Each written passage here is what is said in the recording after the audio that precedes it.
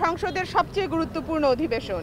এই অধিবেশনে দীর্ঘ আলোচনার মাধ্যমে বাজেটের পুঙ্খানুপুঙ্খ বিশ্লেষণ জাতির স্বার্থে অত্যন্ত জরুরি। করোনাকালীন স্বাস্থ্য ঝুঁকির কথা বিবেচনায় নিয়ে এবারের বাজেট অধিবেশন অতি সংক্ষিপ্ত করতে চেয়েছে সরকার, কিন্তু আমাদের পক্ষ থেকে এই অধিবেশন ডিজিটাল বা ভার্চুয়াল করবার প্রস্তাব দিলেও তা গ্রহণ করা হয় নাই। যাতে জীবন বাঁচে সেই সঙ্গে দায়িত্বটা আমরা পালন করতে পারি, সেই মধ্যম পন্থা হিসেবে প্রয়োজনে ডক্ট্রিন অফ নেসেসিটি অনুযায়ী কিংবা প্রেসিডেন্টের অর্ডিন্যান্স জারি করে আমরা ডিজিটাল মাধ্যমে বাজেট অধিবেশন করবার প্রস্তাব করেছিলাম। গৃহপালিত বিরোধী দল নয়, একটা সত্যিকারের বিরোধী দলের পক্ষ থেকে দেয়া ভার্চুয়াল সংসদ অধিবেশন চালানোর এরকম প্রস্তাব গ্রহণ করা সরকারের ফ্যাসিস্ট ইগোকে আহত করে নিশ্চয়ই। তাই বলাই বাহুল্য আমাদের দেয়া প্রস্তাব গ্রহণ করা হয় নাই, কিন্তু সরকার যেটুকু জেদ দেখানোর চেষ্টা করেছে সেটুকুও তারা পেরে ওঠে নাই। 15ই জুন অনির্ধারিতভাবে 23শে জুন পর্যন্ত বর্তমান অধিবেশন মুলতবি করে মাত্র একদিন 23শে জুন বাজেটের সাধারণ আলোচনা করা হয়েছে। এটা অকল্পনীয়, বাংলাদেশের ইতিহাসে প্রথম। আমাদের বিশ্বাস, করোনার মতো ভয়ঙ্কর একটা সংকটে যে যাচ্ছে তাই রকমের বাজে বাজেট প্রস্তাব করা হয়েছে সেটার সমালোচনা এড়ানোর জন্যই অধিবেশন সংক্ষিপ্ত করে তড়িঘড়ি করে সরকার শেষ করতে চেয়েছে। বাংলাদেশের সাম্প্রতিক ইতিহাসে তো বটেই, স্বাধীনতার পরে এতটা গুরুত্বপূর্ণ বাজেটে জাতির জীবনে কোনোদিন আসেনি। এই দেশ স্বল্প বা দীর্ঘমেয়াদী প্রাকৃতিক দুর্যোগে পড়েছে, সেটার কারণে অর্থনৈতিক সংকটকে মাথায় রেখে বাজেট প্রণয়ন করতে হয়েছে। কিন্তু দেশের চরম আভ্যন্তরীণ সংকট এবং একই সঙ্গে সারা পৃথিবীর সংকট মিলিয়ে এবারের মতন পরিস্থিতি এই জাতির ইতিহাসে আর আসেনি। তাই আমাদের মনে রাখতে হবে, এমনিতেই চরম লুটপাটের কারণে দেশের অর্থনীতি প্রায় ধ্বংসের কিনারায় পৌঁছে গিয়েছে। করোনা আসার আগেই পুরো 2019 সাল জুড়ে আমরা দেখেছি শুধুমাত্র রেমিটেন্স ছাড়া সামষ্টিক অর্থনীতির আর সবগুলো সূচক, যেমন রপ্তানি আয়, আমদানির পরিমাণ, বিশেষ করে মূলধনী যন্ত্রপাতি, বেসরকারি খাতে ঋণ প্রবাহ, বেসরকারি বিনিয়োগ, আভ্যন্তরীণ ভোগ সবই কমে যাচ্ছিল। অর্থাৎ এমনিতে ভেঙে পড়া অর্থনীতির সাথে করোনার অভিঘাত যুক্ত হবার ফল হবে ভয়ঙ্কর। এই পরিস্থিতিতে যে অসাধারণ সৃজনশীলতা এবং আন্তরিকতা নিয়ে বাজেট প্রণয়ন করার অত্যাবশ্যক ছিল তার কিছুই হয়নি, বরং সবসময়ের মতো একটা প্রাক্কলিত জিডিপির ভিত্তিতে বাজেটের ব্যয়ের খাতগুলোর বরাদ্দ আনুপাতিকভাবে বাড়িয়ে যে বাজেট তৈরি করা হয়েছে সেটাকে প্রতিবারের মতো গতানুগতিক বলা যায় না, এটা স্রেফ কল্পনা বিলাস। এবারের বাজেট নতুন একটা পরিস্থিতিতে দেওয়া যেমন ঠিক যেভাবে দেওয়া উচিত ছিল সেটার জন্য যথেষ্ট পরিমাণ দিক নির্দেশনা সমাজের বিভিন্ন জায়গা থেকে এসেছে। অর্থনৈতিক থিঙ্ক ট্যাঙ্ক এবং অর্থনীতিবিদরা নানা রকমভাবে সরকারকে পথ দেখাতে চেষ্টা করেছেন। পুরো রাষ্ট্রযন্ত্র ব্যবহার করে ক্ষমতাসীন দল বিএনপি নামের দলটিকে ধ্বংস করে ফেলতে চেয়েছে সরকার। বিচার বহির্ভূতভাবে বহু নেতাকে হত্যা করেছে, গুম করেছে, অসংখ্য নেতাকর্মীকে জেলে নিয়েছে, হয়রানিমূলক মামলা দিয়েছে। দলটির চেয়ারপারসনকে 2 বছরের বেশি সময় মিথ্যা মামলায় কারাবন্দী করে রেখেছে। দলের ভারপ্রাপ্ত চেয়ারম্যানের বিরুদ্ধে আছে অসংখ্য মামলা, তাকে দেশে ফিরতে দেওয়া হচ্ছে না। কিন্তু জাতির এই সংকটে বিএনপি তার উপরে অত্যাচারের কথা ভুলে সরকারের সঙ্গে একসঙ্গে কাজ করবার কথা বলেছে। তারই পরিপ্রেক্ষিতে করোনায় করণীয় নিয়ে সরকারকে যেমন দিক নির্দেশনা দিয়েছে, তেমনি আসন্ন বাজেট কেমন হওয়া উচিত সেটা নিয়ে আগাম প্রস্তাবনা দিয়েছে 9 জুন 2020। এতে আমরা সুনির্দিষ্ট পুনরুদ্ধার পরিকল্পনা সমৃদ্ধ 3 বছরের একটা মধ্যমেয়াদী বাজেট রূপরেখা দিয়েছিলাম। আমরা দাবি জানিয়েছিলাম 4 এপ্রিল জরুরি ভিত্তিতে নগদ সহায়তা প্রদান, তৈরি খাদ্য, নিত্য প্রয়োজনীয় পণ্য সামগ্রী বিতরণ, ছিন্ন মূলদের জন্য অস্থায়ী আশ্রয় কেন্দ্র খোলা, গার্মেন্ট ও রপ্তানিমুখী শিল্প, প্রাতিষ্ঠানিক ও অপ্রাতিষ্ঠানিক শিল্প, এসএমই খাত, কৃষি খাত, খাদ্য সংগ্রহ এবং প্রবাসীদের জন্য আর্থিক সহায়তা সাপোর্ট প্রদান, স্বাস্থ্য খাতের জরুরি উন্নয়ন ও অপ্রত্যাশিত খাত ইত্যাদি ক্ষেত্রে 87,000 কোটি টাকার যে জরুরি আর্থিক সহায়তা প্যাকেজ প্রস্তাব করেছিলাম সেটাকে আগামী বাজেট প্রণয়নের প্রাথমিক ভিত্তি হিসাবে বিবেচনায় নিতে হবে। সেটা করা গেলে এই জাতি এই সংকটকালীন সময় মোকাবেলার মতন একটা ভালো বাজেট পেত। কিন্তু সরকার বরাবরের মতোই তার চরম কর্তৃত্ববাদী চরিত্র বজায় রেখে বিএনপির পরামর্শগুলো আমলে নেয় নাই। শেষ পর্যন্ত পুরো বাজেটটি নানা রকম স্ববিরোধিতা, অসামঞ্জস্যতায় পরিপূর্ণ। করোনাকালীন বাজেট হওয়ায় করোনার সাথে খুব সরাসরি জড়িত কয়েকটি খাত নিয়ে একটু কথা বলছি, যেমন স্বাস্থ্য খাতের বেহাল অবস্থার কথা আমরা জানতাম, কিন্তু করোনা এটাকে একেবারেই প্রকাশ্য করেছে। বছরের পর বছর ধরে স্বাস্থ্য খাতে অপর্যাপ্ত বরাদ্দ, অদক্ষতা, লুটপাটের সামষ্টিক যে পাপ জমা হয়েছিল সেটার কিছুটা হলেও প্রায়শ্চিত্ত এই বাজেটে হবে, এটা আমরা মনে করেছিলাম। 4 এপ্রিল 2020 করোনার অভিঘাত মোকাবেলায় বিএনপি সরকারকে দেয়া তার পরামর্শে স্বাস্থ্য খাতে স্বল্প, মধ্য, দীর্ঘমেয়াদে কী পদক্ষেপ নেওয়া উচিত সেটা নিয়ে বিস্তারিত প্রস্তাবনা দিয়েছিল। স্বল্প মেয়াদে করোনা মোকাবেলার জন্য পর্যাপ্ত হাসপাতালে বেড, আইসিইউ, ভেন্টিলেটর, চিকিৎসা সরঞ্জাম নিশ্চিত, প্রয়োজনে চিকিৎসা কর্মী নিয়োগের কোনো রূপরেখা বাজেটে নাই। বাজেটে এটাও নাই কিভাবে মধ্য এবং দীর্ঘমেয়াদে একটা সার্বজনীন রাষ্ট্রীয় স্বাস্থ্য ব্যবস্থা চালু করা যায়। আমরা দৃঢ়ভাবে বলতে চাই, বিএনপি চেয়ারপারসন ঘোষিত ভিশন 2030-তে সকলের জন্য স্বাস্থ্য এবং ইউনিভার্সাল হেলথ কেয়ারের নীতি গ্রহণ ও বাস্তবায়নে জিডিপির 5% ব্যয় এবং সবার জন্য নথিভুক্ত ডাক্তার জিপি রাখা না গেলে নাগরিকরা কোনোভাবেই পর্যাপ্ত স্বাস্থ্যসেবা পাবে না। প্রস্তাবিত বরাদ্দ বর্তমান অর্থ বছরের চাইতে ৩,৫১৫ কোটি টাকা বেশি মাত্র। চলতি অর্থ বছরে এই খাতে বরাদ্দ 2018-19 অর্থ বছরের চাইতে ৩,৩৬৬ কোটি টাকা বেশি ছিল। অর্থাৎ এই বছরের বাজেটে আগের বছরের তুলনায় মাত্র 150 কোটি টাকা বেশি বরাদ্দ দেওয়া হয়েছে। স্বাস্থ্য খাতে বরাদ্দ দেওয়া হয়েছে 29,247 কোটি টাকা, যা আগামী অর্থ বছরে জিডিপির 0.9%। বছরের পরের দিকে সংশোধিত বাজেটে কাটছাটের পর দেখা যাবে এটা 0.7% বা তার একটু বেশি হবে। জিডিপির 5% বরাদ্দের পুরোটা এই বছর করা না গেলেও এই বছর অন্তত 3% বরাদ্দ এবং সেটা দ্রুত 5% পৌঁছানোর একটা রূপরেখা অত্যন্ত জরুরি ছিল। এই বরাদ্দ দিয়ে বর্তমান সংকট এবং লকডাউন খুলে দেবার কারণে সামনের দিনগুলোতে যে ভয়ঙ্কর অবস্থা তৈরি হতে যাচ্ছে সেটা কোনোভাবে মোকাবেলা করা যাবে না। আর মানুষের জীবনকে হুমকির মধ্যে রেখে অর্থনীতি পুনরুদ্ধারের ন্যূনতম কোনো সম্ভাবনাও থাকবে না। তারপরে আসেন সাংবাদিক ভাইরা, আমরা যদি সামাজিক নিরাপত্তার দিকে তাকাই, সিপিডি, বিআইডিএস, বাংলাদেশ অর্থনীতি সমিতি নানাভাবে সমীক্ষা করে দেখিয়েছে করোনার অভিঘাতে দেশের প্রায় অর্ধেক মানুষ দারিদ্র্য সীমার নিচে নেমে গেছে। অঘোষিত লকডাউন শুরুর পর থেকে সাম্প্রতিক সময় পর্যন্ত সরকার 7 কোটি মানুষকে ত্রাণ দেওয়ার দাবি করেছে। সরকারের প্রেস নোট দেওয়া তথ্য বিশ্লেষণ করে বিতরণকৃত চাল আর উপকারভোগী সংখ্যার হিসাব করে দেখা গেছে প্রত্যেকটি মানুষকে 2.5 মাসে দেয়া চালের পরিমাণ মাথাপিছু 2.5 কেজি, অর্থাৎ দৈনিক এই সময় একজন মানুষ খেয়ে বাঁচবার জন্য পেয়েছে মাত্র 30 গ্রাম চাল। 2.5 মাসে মাথাপিছু বরাদ্দ হয়েছে 18 টাকা 50 পয়সা, প্রতিদিনের হিসাবে মাত্র 25 পয়সা। কাজ হারিয়ে বেকার হয়ে পড়া অনানুষ্ঠানিক খাতে কর্মরত মানুষদের এবং সমাজের চরম দরিদ্র দুস্থ মানুষদের জন্য নানা ক্যাটাগরিতে ন্যূনতম কত আর্থিক প্রণোদনা দেওয়া উচিত হবে সেটারও একটা বিস্তারিত পরিকল্পনা বিএনপি দিয়েছিল 4 এপ্রিল। এবারের বাজেটে সামাজিক নিরাপত্তায় বরাদ্দ দেখানো হয়েছে 95,574 কোটি টাকা, যা চলতি বাজেটের তুলনায় 0.2% কম। 19-20 অর্থ বছরে আগের বছরের চাইতে 10,000 কোটি টাকা বেশি বরাদ্দ রাখা হয়েছিল, আর এবার বাড়ানো হয়েছে 13,000 কোটি টাকা।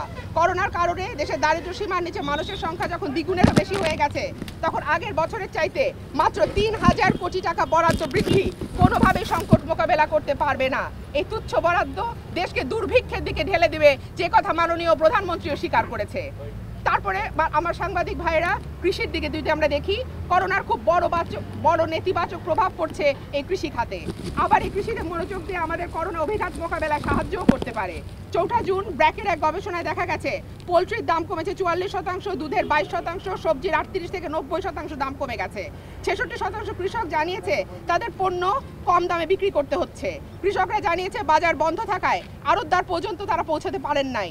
52% কৃষক জানিয়েছে পণ্য বিক্রির জন্য মার্কেটে পৌঁছাতে পারে নাই, ফলে তারা যতটুকু দাম পেয়েছে সেই দামেই তারা পণ্য ছাড়তে বাধ্য হয়েছে। এই সংকটের সময় 95% কৃষকই সরকারি বা বেসরকারিভাবে কোনো ধরনের সহায়তা পায় নাই। এই পরিস্থিতিতে প্রস্তাবিত বাজেটে কৃষকের জন্য কোনো সুখবর নাই। 2020-21 সালের জাতীয় বাজেটে কৃষি, মৎস্য, প্রাণী সম্পদ, খাদ্য নিরাপত্তা মিলিয়ে 22,489 কোটি টাকা বরাদ্দ দেওয়া হয়েছে, যা গত অর্থ বছরের তুলনায় 1,500 কোটি টাকা বেশি। মোট বাজেটের 3.96 ভাগ। শুধু কৃষি মন্ত্রণালয়ের জন্য এবারে বরাদ্দ রাখা হয়েছে 15,442 কোটি টাকা, যা গত বছরের তুলনায় 2,485 কোটি টাকা বেশি। 20-21 অর্থ বছরে প্রস্তাবিত বাজেটে দেশের কৃষি খাতের জন্য ভর্তুকি বাবদ 9,500 কোটি টাকা বরাদ্দ রাখা হয়েছে, যা গত বছরের চেয়ে মাত্র 500 কোটি টাকা বেশি। আমরা দাবি করেছিলাম কৃষি ও খাদ্য খাতে চলতি অর্থ বছরে জিডিপি ও বাজেটের যথাক্রমে 0.97 এবং 5.4% পরিবর্তে কমপক্ষে 1.5 এবং 5.79% বরাদ্দ দিতে হবে।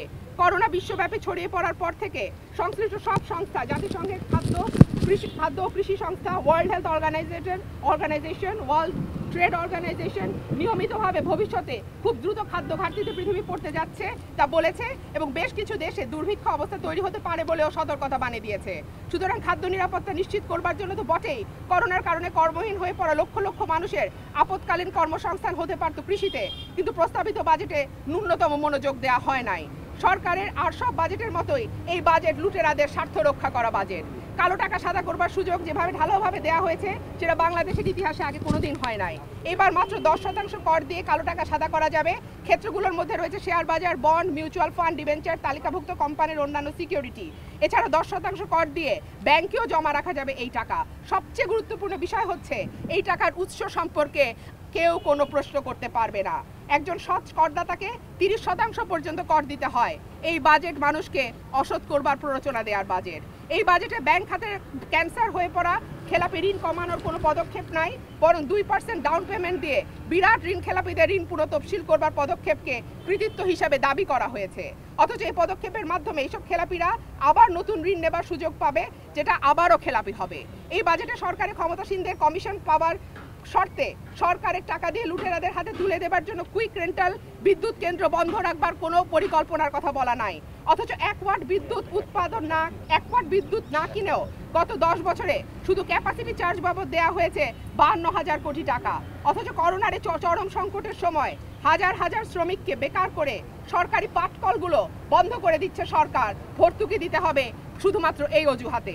এই বাজেটে তেলের দাম তলানিতে পড়ে গেল, তেলের দাম কমানো হয় নাই। আয়করের নতুন নিয়মের ক্ষেত্রে কম আয় মানুষের কর যেখানে কমবে 5,000 টাকা, সেখানে একজন অতি ধনীর কর কমবে 2.5 কোটি টাকা পর্যন্ত। এই বাজেটে মোট রাজস্বে আয়করের হিস্সা বাড়ে নাই, বরং 1% কমেছে। করোনার কারণে মধ্যপ্রাচ্য থেকে ফিরে আসা অনিশ্চিত হওয়া 15 লাখ কর্মীর ভবিষ্যতের জন্য রাখা হয়েছে অতি তুচ্ছ বরাদ্দ। বেকারদের কর্মসংস্থানের জন্য কোনো উল্লেখযোগ্য কর্মসূচি নাই। করোনা সংকটের কারণে সবচেয়ে ক্ষতিগ্রস্ত খাতের একটা হচ্ছে পর্যটন, যেটা নিয়ে কোনো সুনির্দিষ্ট প্রস্তাবনাও দেওয়া হয় নাই। এই দেশে সবচেয়ে দরিদ্র মানুষও যে মোবাইল ফোনে কথা বলে, ইন্টারনেট ব্যবহার করে, সেটা ব্যবহারের খরচ বাড়ানো হয়েছে, কিন্তু শুল্ক কমানো হয়েছে ধনীদের ব্যবহার্য স্বর্ণে। সর্বোপরি আগামী অর্থ বছরের জন্য 8.2% জিডিপি প্রবৃদ্ধি নির্ধারণ করে এর ভিত্তিতে একটা অকল্পনীয় রাজস্ব 3,78,000 কোটি টাকা আদায়ের লক্ষ্যমাত্রা নির্ধারণ করা হয়েছে। তবুও ঘাটতি দাঁড়ায় 1,90,000 কোটি টাকা। করোনার সময় দেশের অর্থনীতিতে দীর্ঘকাল যে মন্দা থাকবে, তাতে মানুষের আয় ও আভ্যন্তরীণ ভোগ উল্লেখযোগ্যভাবে কমে গিয়ে রাজস্ব আয়ে চরম ঘাটতি তৈরি হবে। তাই বলা যায় এই ঘাটতি গিয়ে থাকবে প্রায় 4 লক্ষ কোটি টাকায়। সরকারের এই উদ্ভট অকল্পনীয় রাজস্ব আয়ের কথা ভাবতে হয়েছে কারণ সরকার তার তথাকথিত মেগা প্রকল্পগুলোতে এবারও কোনো বরাদ্দ কমায় নাই। মেগা লুটপাটের এই লোভ করোনাকালীন সময় মাত্র 1 বছরের জন্য সমন্বয় করতে পারেনি সরকার। অথচ করোনার এই ক্রান্তিকালের সময় একটা কল্যাণমুখী সরকার থাকলে তার অবকাঠামোর যে প্রকল্পগুলো ছিল সেগুলো অনেকটা ধীর গতিতে নিয়ে বরাদ্দ অনেক কমিয়ে দিতে উল্লেখযোগ্যভাবে সেই টাকা করোনা মোকাবেলায় ব্যবহার করা যেত। এই বাজেট করোনার সময় বিভৎস স্বাস্থ্য সংকটে পড়া মানুষের নাভিশ্বাসকে আরও বাড়িয়ে দেবার বাজেট। এই বাজেট করোনার কারণে কর্মহীন হয়ে পড়া কোটি কোটি অনাহারী মানুষকে দুর্ভিক্ষের দিকে ঠেলে দেওয়ার বাজেট। এই বাজেট কৃষিকে ধ্বংস করে দেশের খাদ্য নিরাপত্তাকে ঝুঁকিপূর্ণ করে ফেলার বাজেট। এই বাজেট দেশের অর্থনীতিকে পুনরুদ্ধার না করে আরও গভীর মন্দায় ফেলে দেবার বাজেট। এই বাজেট দেশের সামষ্টিক অর্থনীতিকে পুরোপুরি ভেঙে ফেলবার বাজেট। এই বাজেট দেশের কর্মক্ষম বেকার মানুষকে এবং নতুন করে বেকার হওয়া মানুষকে বেকার রেখে দেবার বাজেট। এই বাজেট গরিব মানুষের সুবিধা কমিয়ে ধনীদের সুবিধা বাড়িয়ে অর্থনৈতিক বৈষম্য আরও বৃদ্ধি করবার বাজেট। সর্বোপরি এই বাজেট রাষ্ট্রীয় সম্পদ লুটপাটকারীদের আরও বেশি সুযোগ সৃষ্টি করবার বাজেট। সুতরাং সেই কারণে আমরা এই বাজেট প্রত্যাখ্যান করছি। আপনারা প্রিয় সাংবাদিক ভাই বোনেরা, আপনারা জানেন যে এক পর্যায়ে স্পিকার আমার মাইক বন্ধ করে দিয়েছিল। মাত্র একজন বিরোধী দলের সদস্য, বাকি সকলেই কিন্তু মহাজোটের শরিক। এবং এই বাংলাদেশে শুধু নয়, সারা বিশ্বে আজকে যে করোনাকালীন যে মহাসংকট, সারা বিশ্ব আজকে সংক্রামিত। এই অবস্থায় স্বাভাবিক কারণেই তারা মাত্র অল্প সময়ে এই বাজেট অধিবেশনটি সমাপ্ত করেছে। সেইখানে আমাদের দাবি ছিল যে ভার্চুয়াল মাধ্যমে আলোচনা করলে এখানে আমাদের সকল সদস্যরাই তাদের বাজেট প্রতিক্রিয়া বক্তব্য তারা দিতে পারত, কিন্তু সেই সুযোগ থেকে আমাদেরকে বঞ্চিত করা হয়েছে। যে কারণে আজকে গতকালকে আপনারা জানেন যে এই সংসদে গতকালকে 59টি দাবি মঞ্জুরি সহ বাজেট যেটি পাশ করা হয়েছে, তারই আলোকে আমরা একটা প্রতিক্রিয়া দেওয়ার জানানোর জন্য, তারই আলোকে আমাদের এই বিএনপি থেকে নির্বাচিত আমাদের মাননীয় সংসদ সদস্যবৃন্দদের পক্ষ থেকে জাতির উদ্দেশ্যে আমাদের প্রতিক্রিয়া জানানোর জন্য সংক্ষেপে আমাদের জাতীয় সংসদের সংরক্ষিত সদস্য রুমিন ফারহান এতক্ষণ আপনাদের কাছে বিস্তারিত সংক্ষিপ্ত আকারে বাজেটের একটি প্রতিক্রিয়া আপনাদের কাছে দিয়েছে। তার লিখিত কপি আপনাদেরকে ইনশাল্লাহ আমরা দিব। আমরা শুধু এটুকু বলতে চাই যে এই সরকার যেহেতু প্রশ্নবিদ্ধ একটি নির্বাচনের মধ্য দিয়ে এই সংসদ গঠিত হয়েছে, এখানে যারা মহাজোটের শরিক তারাই সরকারে তারাই বিরোধী দল অবস্থান করছে, যে কারণে এখানে সত্যিকার অর্থে জনগণের যে সংকট এই সংকটটি জাতীয় সংসদে সঠিকভাবে প্রতিফলিত হচ্ছে না, এবং আমরা যে কয়েকজন সদস্য বলার চেষ্টা করি সেইখানে আমাদেরকে সঠিকভাবে সেই সুযোগটুকু পর্যন্ত দেওয়া হয় না। তাই আজকে আমরা এখানে এই রোদের মধ্যে আমাদের প্রিয় সাংবাদিক ভাই বন্ধুরা যারা এখানে উপস্থিত হয়েছেন, আমি তাদেরকে আমাদের দলের পক্ষ থেকে এবং আমাদের এই উপলব্ধি করলাম যে সরকার যে একটা সংকটে আছে, সরকার এই সংকটের সময় আজকে সারা দেশের যারা বিশেষজ্ঞ, যারা এই সংকট নিরসনে কাজ করতে চায়, এই সংকট নিরসনে জাতিকে পরামর্শ দিতে চায়, তারা আজকে তাদেরকে তুচ্ছ তাচ্ছিল্য করছে। নিশ্চয়ই লক্ষ্য করেছেন যে গত এই পার্লামেন্টেই আমরা এই স্বাস্থ্য ব্যবস্থার যে বেহাল দশা, এই আলোকে সর্বপ্রথম আমি স্বাস্থ্যমন্ত্রীর পদত্যাগ চেয়েছি এবং গোটা স্বাস্থ্য বিভাগকে সংস্কারের কথা বলেছি। কিন্তু আপনারা লক্ষ্য করেছেন এ ব্যাপারে মাননীয় সংসদ নেতা প্রধানমন্ত্রী কোনো ধরনের তার প্রতিক্রিয়া বলে নাই যে স্বাস্থ্য ব্যবস্থা যে বেহাল দশা। আজকে তথাকথিত বিরোধী দল তারাও দাবি জানিয়েছে, অথচ নিশ্চয়ই আপনারা দেখেছেন কিছুদিন আগে সরকার মন্ত্রী পরিষদের মন্ত্রীদের রদবদল করেছিল। পূর্তমন্ত্রীকে সরিয়ে মৎস্য মন্ত্রণালয়ে, মৎস্যমন্ত্রীকে সরিয়ে পূর্ত মন্ত্রণালয়ে এসেছিল। একটি মাত্র কারণ ছিল, সমরে যা ওই সময় পূর্ত মন্ত্রণালয়ে দুর্নীতির বিরুদ্ধে ব্যবস্থা গ্রহণ করছিলেন, যে কারণে গোটা পূর্ত মন্ত্রণালয়ে অচল অবস্থা তৈরি হয়েছিল। সরকার দুর্নীতির কাছে আত্মসমর্পণ করে তাকে সেইখান থেকে সরিয়ে মৎস্যমন্ত্রীকে সেখানে নিয়ে যাওয়া হয়েছে। আজকে সরকারের শীর্ষ পর্যায় থেকে সবসময় বলা হচ্ছে দুর্নীতির ব্যাপারে জিরো টলারেন্স, কিন্তু বাস্তবিক কি সত্য? আজকে সরকারের এই সংসদের মধ্যেই চিহ্নিত মাদক সম্রাট, চিহ্নিত মানব পাচারকারীরা, চিহ্নিত সরকারি সম্পদ লুটপাটকারীরা, চিহ্নিত ব্যাংক লুটপাটকারীরা এই সংসদের মধ্যে রয়েছে। তারাই এখন ক্ষমতাধর এবং তারাই আজকে রাষ্ট্র পরিচালনার দায়িত্ব পালন করছে। সুতরাং কখনো সৎ এবং অসৎ পাশাপাশি অবস্থান করতে পারে না। আমরা জাতীয়তাবাদী দলের পক্ষ থেকে আজকে এই বাজেটের যে বিস্তারিত বিষয় বলা হয়েছে, আমরা আবারও দাবি জানাচ্ছি যেহেতু সরকার জনগণের দ্বারা নির্বাচিত নয়, আমরা দাবি জানাচ্ছি যে অতি সত্বর এই করোনা নিয়ন্ত্রণের জন্য রোডম্যাপ আমাদেরকে দিতে হবে। আমরা করোনা সংস্কারে, করোনা উত্তরণে, করোনা সংক্রমণের যে গতি বৃদ্ধি পাচ্ছে সেখান থেকে আমাদের পরিত্রাণ, আমাদের বাঁচার, বিনা চিকিৎসায় যেন কোনো মানুষ না মারা যায়, তার জন্য সুনির্দিষ্ট সরকারের পরিকল্পনা জাতির উদ্দেশ্যে ঘোষণা করতে হবে। বন্ধুরা, যেহেতু রোদের মধ্যে আমরা দাঁড়িয়ে আছি, আমি আর বাড়াবো না। বিএনপির সংসদ সদস্যদের পক্ষ থেকে অবিলম্বে স্বাস্থ্যমন্ত্রীর অপসারণ দাবি করছি। তার ওখান থেকে অপসারণ করে যোগ্য উপযুক্ত ব্যক্তিদেরকে এই দুঃসময়ে দায়িত্ব দেওয়ার জন্য এবং গোটা স্বাস্থ্য বিভাগকে সংস্কার করার দাবি জানাচ্ছি। এবং আমরা যে বাজেট গতকাল, এই অপ্রত্যাশিত, অকল্পনীয় যে বাজেটটি গত বাজেটের চাইতে প্রায় 24% অধিক অর্থ বরাদ্দের কথা বলা হয়েছে, যেটি অবাস্তব, যেটি কোনোভাবেই সম্ভব নয়, এটি আমরা প্রত্যাখ্যান করছি। এবং আমরা বাজেটের যে গতকালকে আমরা সেটিকে আমরা প্রত্যাখ্যান করছি, এটিকে প্রত্যাখ্যান করছি। এটি আমরা প্রত্যাখ্যান করছি। আমরা অপসারণ দাবি করছি স্বাস্থ্যমন্ত্রী।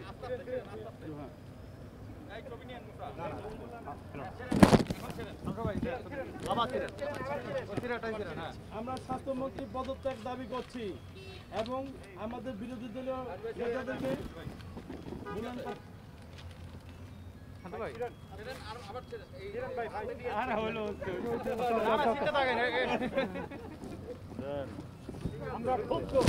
আমরা বিস্মিত, আমরা অবাক যে সরকার এই জনগণের প্রত্যাখ্যান করি। ধন্যবাদ প্রিয় সাংবাদিক। আচ্ছা, ফটোকপি কি আছে? আচ্ছা।